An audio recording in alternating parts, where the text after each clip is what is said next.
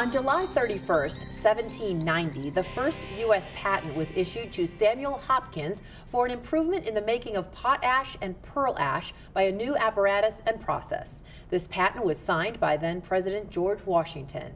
Now, with recent changes to the U.S. patent law, what does that mean for new inventors? Hello and thanks for joining us. I'm Laurel Hess and this is Comcast Newsmakers. Joining me now is a patent attorney for Brinks, Hofer, Gilson, and Leone, Eric Sosenko. Thank you so much for joining us today. Thank you for having me. So very recently, the patent law here in the United States has made the first change since 1836. How is it now different? It's the biggest change since 1836. In 1836, we officially went to a first true inventor who would be entitled to the patent in the U.S.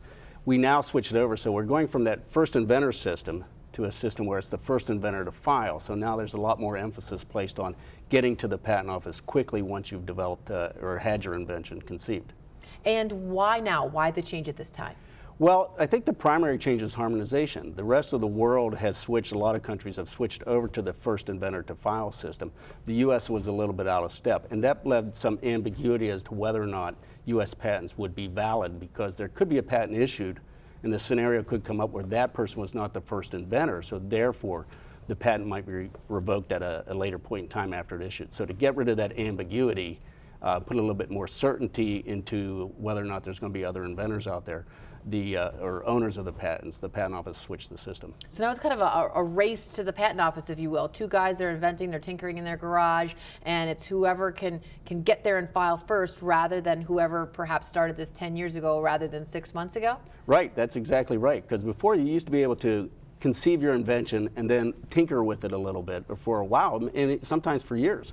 And as long as you were diligent in that development phases and got to the patent office eventually, you were the one that was entitled to it. That's not true anymore. Now, if you do that and you're spending 3, 4 years, 5 years tinkering with it, but you're showing diligence getting to the patent office, you could be beat out because somebody else could invent the same thing, file on it, and you don't have any rights anymore.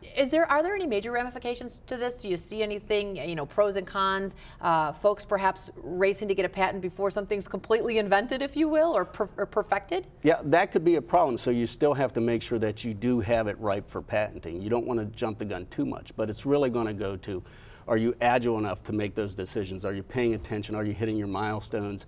That you're at something that is concrete enough that we can describe it and we can comply with what the requirements are for getting a patent, and then proceed with your filing at that point. So you're going to have to be agile and pay attention to what you're doing and make sure you're hitting those markers that your patent attorney would be talking to you about. Overall, is this major good news or bad news, or sort of benign information for all those inventors out there? I think it's good news in the long run. I think it's going to put some certainty again to the validity of a patent.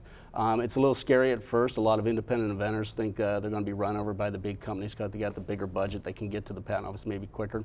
I don't know if that's true. I think whether you're agile from either an independent inventor or from a large company or a small company, it's going to be the agile company or the agile inventor that's going to be the one that succeeds under this system. And now once you have a patent, you're sure it will never be, there won't be some guy who comes down the road a year later and says, no, wait, I invented that before you, and could possibly take your patent away. Not an individual. There may be prior art discovered, so maybe somebody discovers that it was invented before and so you weren't entitled to it in the first place, but you're not necessarily going to be worried about somebody else having said, hey, wait, I had the same invention, you just beat me to the patent office, and now we're going to take it away from you. All right, interesting. Thank you so much for joining us today. My pleasure. Today's Comcast Newsmaker was Eric Sosenko, a patent attorney for Brinks, Hofer, Gilson, and Leone.